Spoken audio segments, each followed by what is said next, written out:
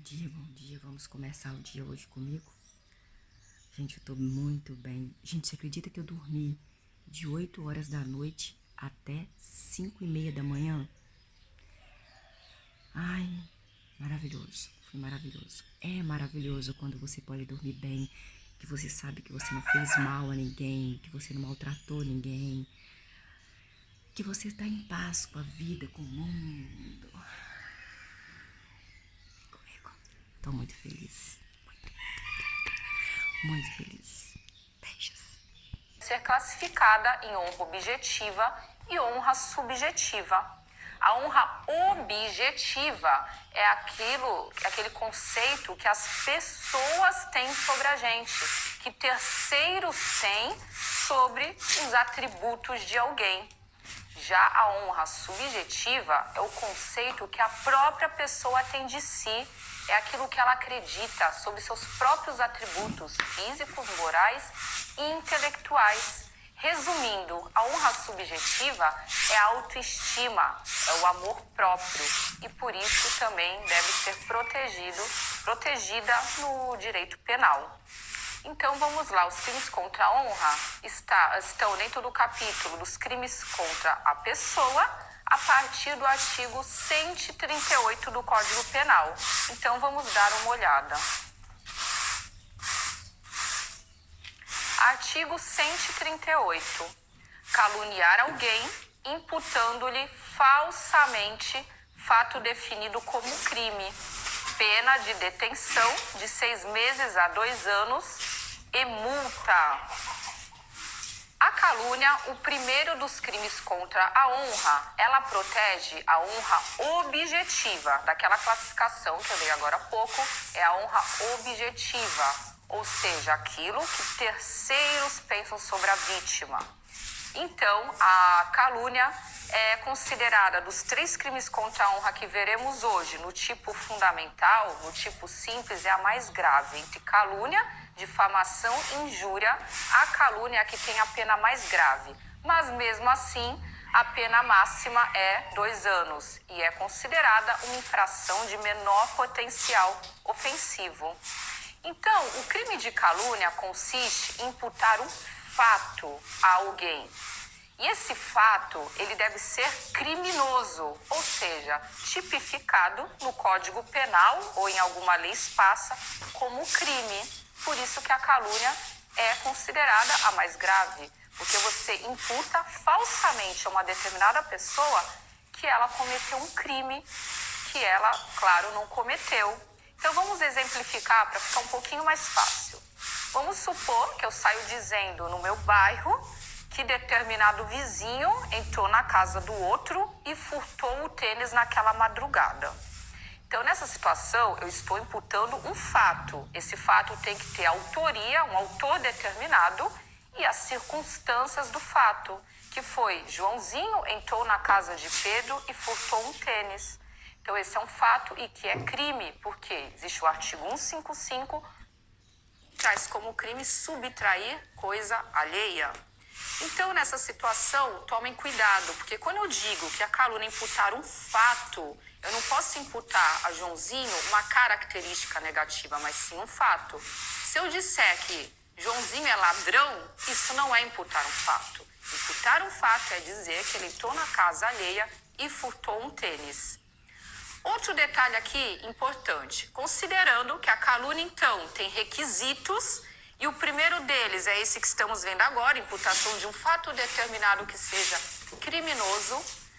É questão muito recorrente em provas, tanto de OAB como de concurso público, é no que diz respeito à contravenção penal. Inclusive já caiu na OAB que Caio explorava jogo do bicho. E aí foi perguntado qual crime contra a honra era esse. Quando eu digo que Caio explorava jogo do bicho, eu não estou imputando um crime, mas sim uma contravenção penal.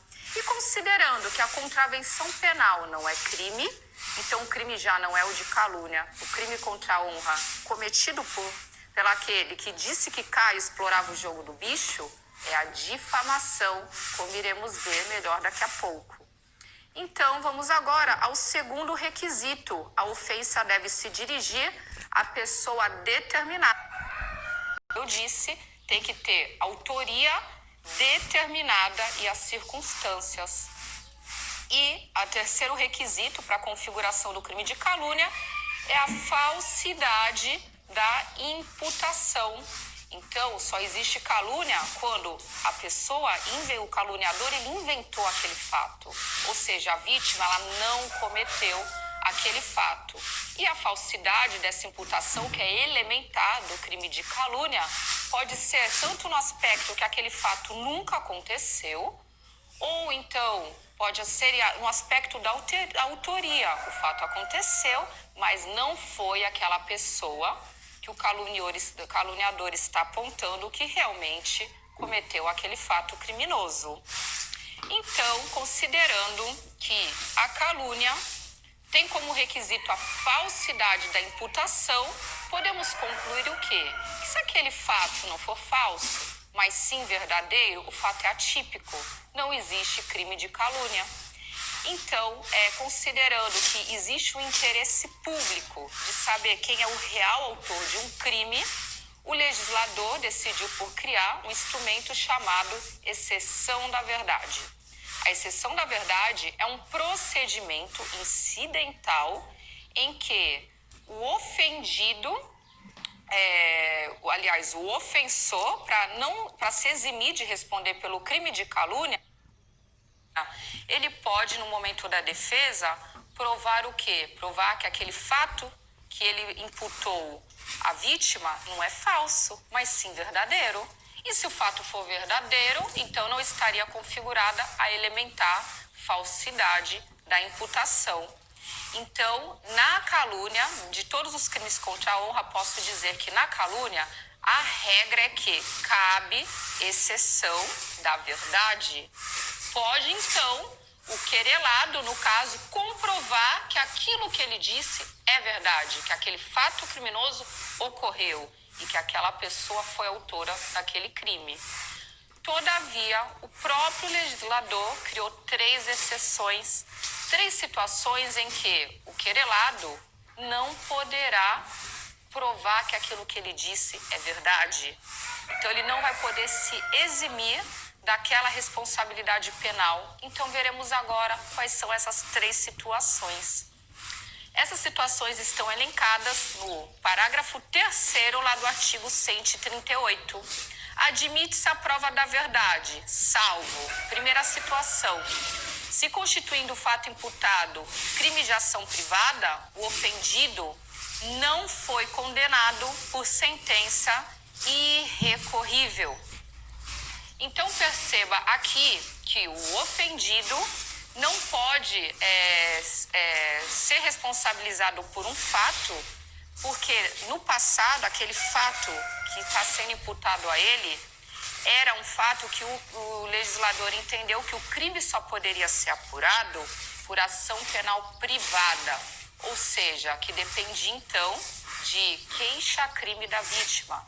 E se naquela situação, naquele fato criminoso, a própria vítima não quis perseguir, não quis entrar com a ação penal, não quis entrar com a queixa-crime, então não poderia agora o caluniador querer comprovar que aquilo realmente aconteceu, que o fato que ele está imputando à vítima não é falso, ele não poderá se eximir então dessa responsabilidade quando a ação penal era privada, salvo se nesse fato criminoso que ele imputou já houve sentença irrecorrível. Porque aí tudo bem, o judiciário já disse realmente que aquela pessoa cometeu o crime, então não teria calúnia alguma, já que o fato seria verdadeiro. Segunda situação, então, que não cabe exceção da verdade. Se o fato é imputado a qualquer das pessoas indicadas, no número 1 do artigo 141, que eu já coloquei aqui para vocês, presidente da República ou chefe de governo estrangeiro. Nessa situação, o legislador quis colocar essa exceção por razões políticas e diplomáticas. Porque se o presidente realmente tiver cometido um crime, existe todo um procedimento formal, próprio de apuração estabelecido lá na Constituição Federal. Então, não seria, no caso, a pessoa física aqui que num processo vai poder comprovar que o presidente da República realmente cometeu aquele crime. E na situação do chefe de governo estrangeiro, são razões diplomáticas, porque nessas situações envolvem relações internacionais dos países e existem as imunidades diplomáticas. Terceira exceção, então, quando não cabe exceção da verdade, está no inciso 3. Se do crime imputado, embora de ação pública, o ofendido foi absolvido por sentença irrecorrível. Então, nessa situação, se o ofendido, nesse fato imputado, já foi processado e o judiciário já absolveu, então esse fato não pode mais ser imputado a ele. Por quê? Porque existe a autoridade da coisa julgada, não podendo mais aquele fato ser discutido novamente. Então vamos agora para o próximo crime contra a honra, que é a difamação. Só que antes eu preparei aqui uma tabelinha para vocês. E nós vamos aos poucos, a cada crime contra a honra, completando as colunas dessa tabela. Então, antes de avançarmos para difamação, vamos completar a tabela aqui no que diz respeito à calúnia. Então, como eu já disse para vocês, para resumirmos, na calúnia atribui-se um fato determinado à vítima, e esse fato é criminoso. Na calúnia se atinge a honra objetiva da vítima, que é aquilo que terceiros pensam sobre a vítima. Pressupõe-se também que a imputação seja falsa, pois a falsidade da implementar do tipo penal de calúnia. Em relação à consumação, esse crime de calúnia só se consuma quando terceiros tomam conhecimento da ofensa, já que é um crime que protege a honra objetiva, que é aquilo que terceiros pensam sobre a vítima. Então, o crime só pode se consumar quando um terceiro toma conhecimento da ofensa, ainda que seja uma única pessoa, não importando qual é o momento que a vítima toma conhecimento, mas sim terceiro. E o crime de calúnia, crime contra a honra, é um crime formal. E o que isso significa? Que o crime se consuma no momento da conduta, não importando o momento do resultado naturalístico. Ou seja, no momento que é imputado um fato criminoso à vítima, o crime já está consumado, não importando se esse ofensor conseguiu atingir a honra objetiva da vítima. Pode ser que os terceiros não tenham nem dado credibilidade ao que ele disse, portanto, a honra da vítima não teria sido manchada, arranhada, denegrida, mas isso não importa. Por quê? Porque já está consumado no momento da conduta, já que os crimes formais são crimes de consumação antecipada. Então, vamos colocar aqui que a consumação se dá no momento que terceiros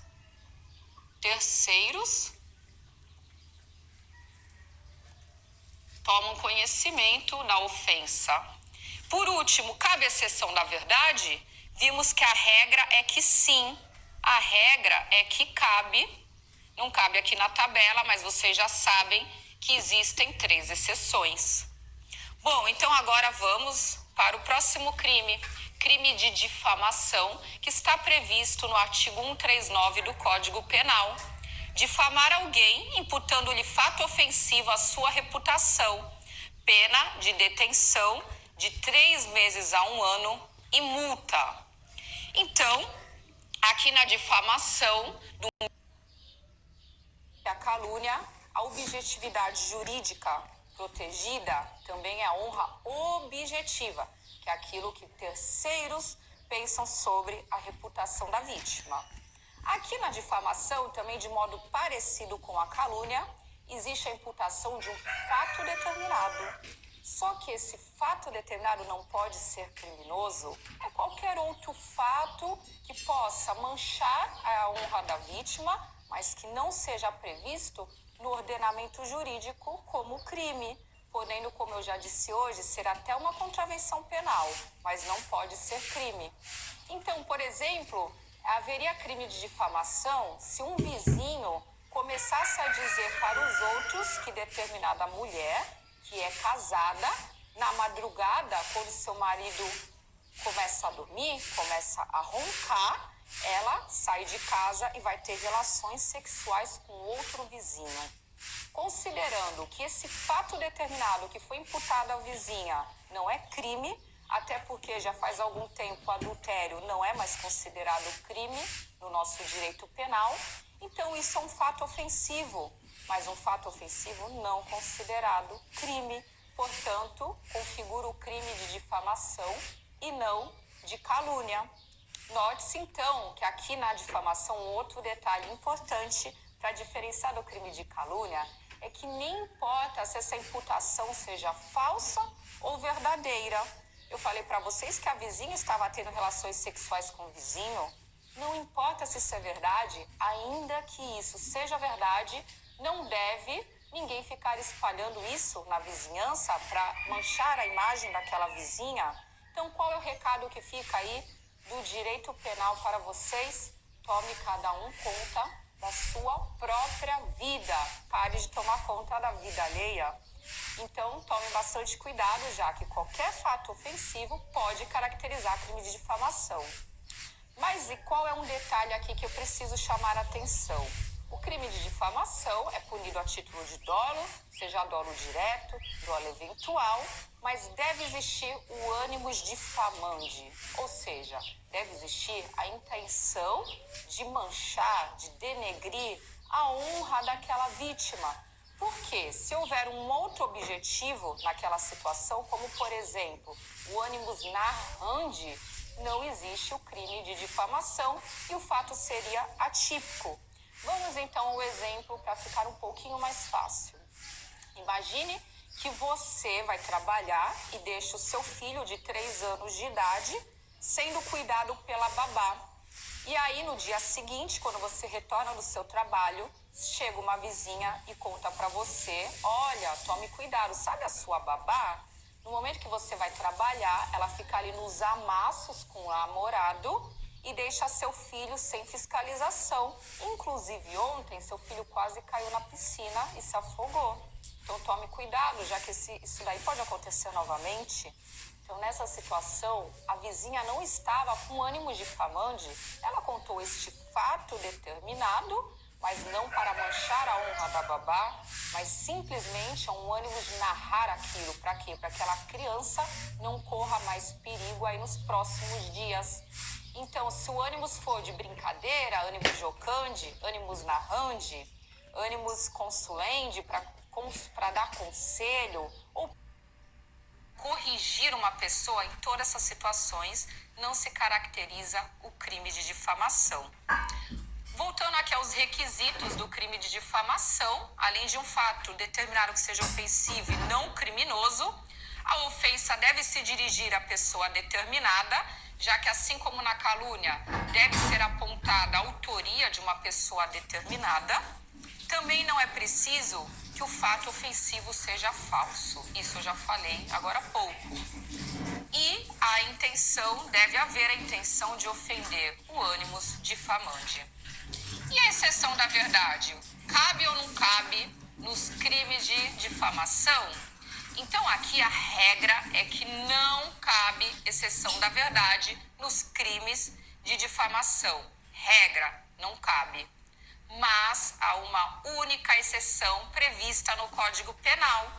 E essa exceção, ela se encontra no parágrafo único do artigo 139. A exceção da verdade somente se admite se o ofendido é funcionário público e a ofensa é relativa ao exercício de suas funções. Então, por que em regra não cabe exceção da verdade na difamação? Porque não importa se o fato é verdadeiro ou falso, existe difamação, seja o fato verdadeiro ou seja falso. Então, o que adianta você provar na defesa que aquilo é verdade, se mesmo assim teria crime de difamação? Mas por que será que existe essa única exceção em relação ao funcionário público no exercício das funções? Porque esse fato determinado cometido pelo funcionário público, mesmo que ele seja verdade e não seja criminoso, por isso difamação, é de interesse público, que se saiba, que se tenha conhecimento daquele fato. Então, vamos supor que a pessoa diga que o funcionário público chega todo dia embriagado no trabalho ou que dorme todos os dias em serviço. Nessa situação, apesar de não existir um crime, existe um fato ofensivo, mas pode existir uma falta funcional e aquele funcionário público ser até desligado dos quadros ali da administração. Então, por isso, é sim importante que o querelado, na sua defesa, possa provar que esse fato é verdadeiro. Então, vamos agora voltar lá na nossa tabela para preencher a coluna da difamação. Então, na difamação se atribui também, como já dissemos na calúnia, um fato determinado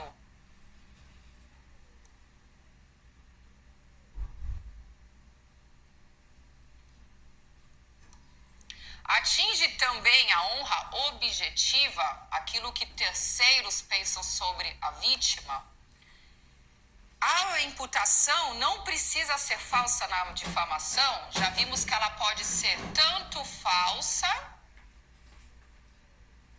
como também verdadeira.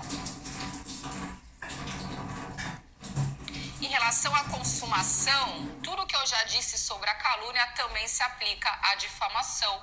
A consumação se dá quando o terceiro toma conhecimento da ofensa, até porque na difamação se tutela a honra objetiva, por isso que é assim, e o crime também é formal. Cabe exceção da verdade? Aqui na difamação a regra é que não. Lembrando que tem a exceção do funcionário público. Não deixem de copiar a tabela junto com as exceções para não se confundir e esquecer depois. Então, finalmente, agora vamos para o último dos crimes contra a honra, que é a injúria. E a injúria está prevista lá no artigo 140 do Código Penal. Injuriar alguém, ofendendo-lhe a dignidade ou o decoro, pena de detenção de 1 a 6 meses ou multa. Então, já que na injúria, diferentemente da calúnia e da difamação, tutela-se a honra subjetiva, que é aquilo que a própria vítima pensa sobre ela, sobre seus próprios atributos físicos, morais e intelectuais. Então, aqui o direito penal vai proteger a autoestima de cada pessoa, o amor próprio. Então, aqui já existe a primeira diferença da injúria com a calúnia e com a difamação. E aí, qual que... Gente, eu vou terminar esse vídeo por aqui, porque eu vou lavar banheiro, vou fazer outras coisas também antes de ir pro brechó. Apesar de que eu vou lá pras 9 horas, porque eu vou tomar banho, vou me arrumar. E vocês não podem me acompanhar porque as pessoas estão dormindo e eu tô estudando ao mesmo tempo. Ao mesmo tempo que eu estou aqui conversando com vocês, eu tô estudando.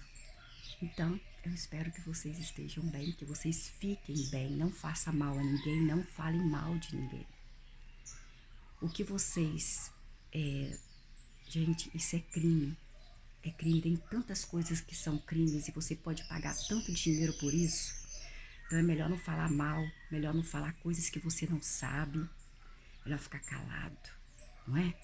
Melhor ficar calado, porque algumas pessoas são assim, gostam de falar da vida dos outros, né? Sendo que a pessoa nunca fez mal pra ela, nunca espalhou o mal dela, né? Mas tem pessoas que não gostam de si, aí pega uma raiva que tem dela mesma e coloca nos outros. Porque ela não se sente capaz, nunca construiu nada, nunca fez nada. Então começa o quê?